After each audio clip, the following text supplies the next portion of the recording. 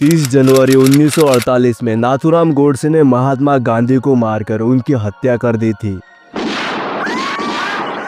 Oh God.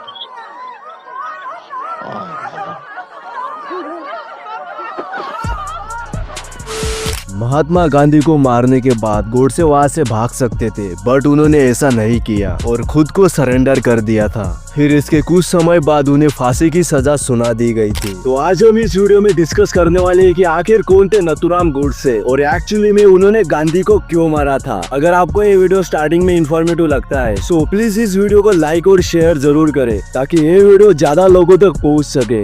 Nathuram Godse का जन्म पुणे के ब्राह्मण परिवार में हुआ था। बचपन से वो नेशनलिस्ट आइडिया से बहुत ज्यादा इंस्पायर थे, जिसकी वजह से उन्होंने अपने हाई स्कूल की पढ़ाई बीच में ही छोड़कर अपने भाइयों के साथ आरएसएस को ज्वाइन कर लिया था। गोडसे ने अपना खुद का न्यूज़पेपर भी निकाला था जिसका नाम हिंदू राष्ट्र था। बाद में उन्होंने हिंदू राष्ट्र दल के नाम से एक ऑर्गेनाइजेशन फॉर्म किया था जिसका मकसद इंडिपेंडेंस के लिए लड़ना था। शुरुआत में गोडसे महात्मा गांधी को फॉलो करते थे। इनफैक्ट गांधी ने जब सिविल डिसोबीडियंस मूवमेंट की शुरुआत की थी तो इस मूवमेंट में उन्होंने बढ़ चढ़कर हिस्सा लिया था और बाद में वे गांधी के खिलाफ हो गए थे। उनके दिमाग में ये बात बैठ गई थी कि गांधी की अहिंसा विचारधारा हिंदुओं को कमजोर और कायर बना देंगी। गोडसे के हिसाब से गांधी जी एक मास मर्डर थे। ये accuse Gandhi of being improve Muslim और anti Hindu in his political activities and positions. उनका ये मानना था दैट इंडिया की पार्टीशन के लिए सिर्फ गांधी जी जिम्मेदार थे, जिसमें लाखों लोगों की जान गई थी।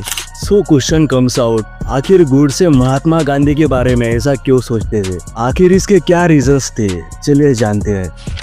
नंबर 1, 1919 में जब अमृतसर के जालियांवाला बाग में शूट हुआ था तब पूरा देश ब्रिटिश के अगेंस्ट हो गया था। उसमें लोग मुख्य कारण जनरल डायर को फांसी पे चढ़ाना चाहते थे, बट गांधी ने इस आग्रह को साफ साफ मना कर दिया। नंबर 2, जब केरला में मोबला मुसलमानों ने वहां के रहने वाले 1500 हिंदुओं को मारा था और करीब 2000 हिंदुओं को मुस्लिम में कन्वर्ट किया था। महिलाओं के साथ बलात्कार और जबरदस्ती की घटनाएं हुई थी जिस पर गांधी जी ने कुछ विरोध तक नहीं किया था। इस पर हम अलग से डिटेल में वीडियो बनाएंगे। नंबर 3, जब नेताजी सुभाष चंद्र बोस ने मिल्टन अप्रोच अपनाई थी तो गांधी जी ने उनको ओपनली विरोध किया था। नंबर 4, इंडिया के पार्टीशन के समय Jammu Kashmir was ruled by Hindu king name Hari Singh. उस समय गांधी जी ने हरि सिंह से कहा था दैट जम्मू कश्मीर एक मुस्लिम डोमिनेट एरिया है और इसीलिए वहाँ का रूलर एक मुस्लिम होना चाहिए। ऐसे बहुत से रीजन थे जहाँ पर गांधी जी को अपनी आवाज उठानी चाहिए थी और गांधी जी ने ऐसा नहीं किया। अगर आप लोग देखोगे तो ये बात थोड़ी बहुत सही भी लग रही है,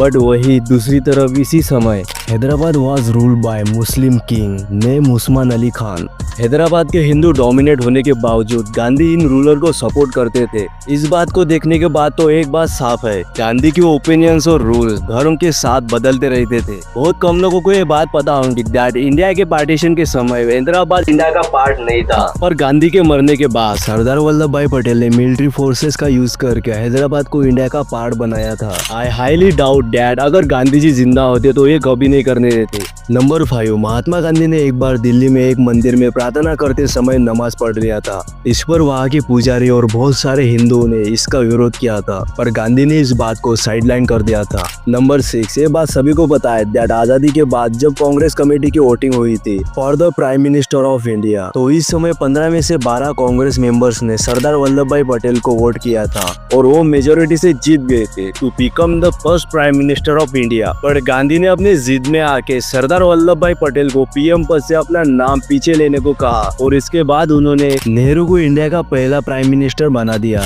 और हम सभी को पता है कि डैड नेहरू इंडिया के लिए कितने महान डिस्ट्रिक्ट किए हैं। अगर आप देखोगे तो उनका एक सेट पैटर्न था, वो अपनी मांगों को मनवाने के लिए अनशन या फिर धारणा जैसे एक्टिविटीज करके लोगों को फोर्स करते थे कि मेरी बात मानी जाए। नंबर 7, 14 जून 1947 में इंडिया का पार्टीशन का रिजोल्यूशन रिजेक्ट होने वाला था और उस समय गांधी ने इंडिया के पार्टीशन के प्रपोजल को सपोर्ट किया था। एक तरफ गांधी ये बोलते थे कि अगर इस देश का पार्टीशन होगा तो उन्हें उनकी लाश पर से गुजरना होगा, तो वही दूसरी तरफ जब असल में देश का पार्टीशन हो रहा था और लाखों लोगों की जान जा रही थी तो उस समय गांधी जी ने सेकुलरिज्म के नाम पर कुछ भी नहीं किया। एंड नंबर 8, पार्टीशन के बाद डील के हिसाब से इंडिया को 55 करोड़ रुपए देने थे पाकिस्तान को। उस समय इन पैसों को सरदार वल्लभ भाई पटेल ने होल्ड कर लिया था और कहा था कि जब तक कश्मीर रिजॉल्व नहीं हो जाता इंडिया पाकिस्तान को ये पैसे नहीं देगा।